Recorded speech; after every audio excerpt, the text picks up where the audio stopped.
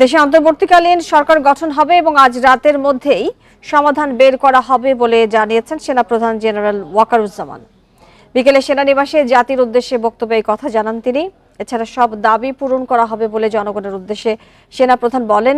দেশ পরিচালনায় বিকেলে রাষ্ট্রপতির সঙ্গে বৈঠক হবে। বলেন প্রতিটি হত্যার বিচার হবে আর ক্ষতি করা থেকে বিরত থাকার আহ্বান জানিয়ে সেনাপ্রধান বলেন তারা দায়িত্ব নিচ্ছেন। এছাড়া সংঘাত সহিংসতা নয়, সবার সহায়তা চাইলেন সেনাপ্রধান। দেশ শান্ত হলে জরুরি অবস্থার প্রয়োজন নেই।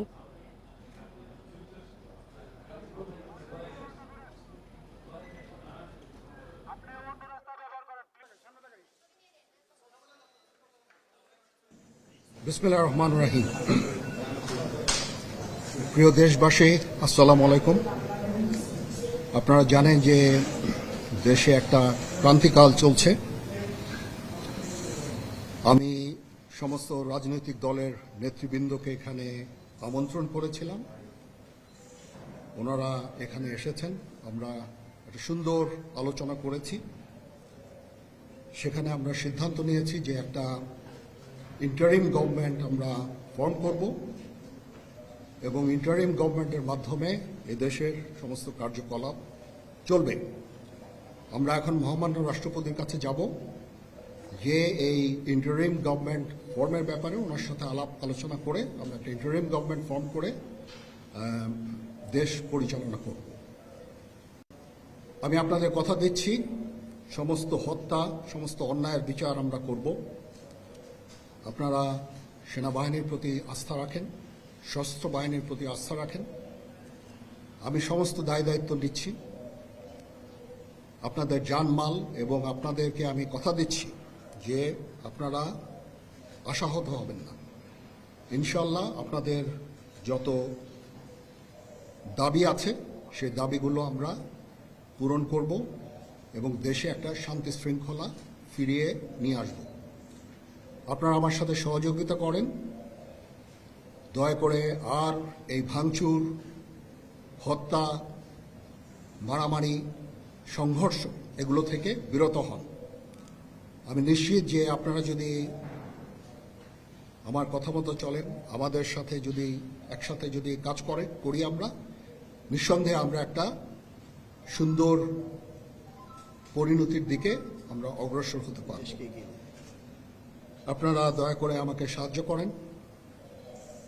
মারামারি করে এই সংঘাতের মাধ্যমে আমরা আর কিছু অ্যাচিভ করতে পারবো না, আর কিছু আমরা পাবো না। সুতরাং দয়া করে আপনারা সমস্ত ধ্বংসযজ্ঞ, সমস্ত অরাজকতা, সমস্ত সংঘর্ষ থেকে বিরত হন এবং ইনশাআল্লাহ আমরা সবাই মিলে একটা সুন্দর ভবিষ্যতের দিকে আমরা অগ্রসর হব। প্রতিটা হত্যার বিচার করা হবে, প্রতিটা অন্যায়ের বিচার হবে। আমরা আজকে সুন্দরভাবে কথা বলেছি। সমস্ত দলের প্রধান দলের নেতারা এখানে উপস্থিত ছিলেন। আমি ওনাদের ইনভাইট করেছিলাম এখানে।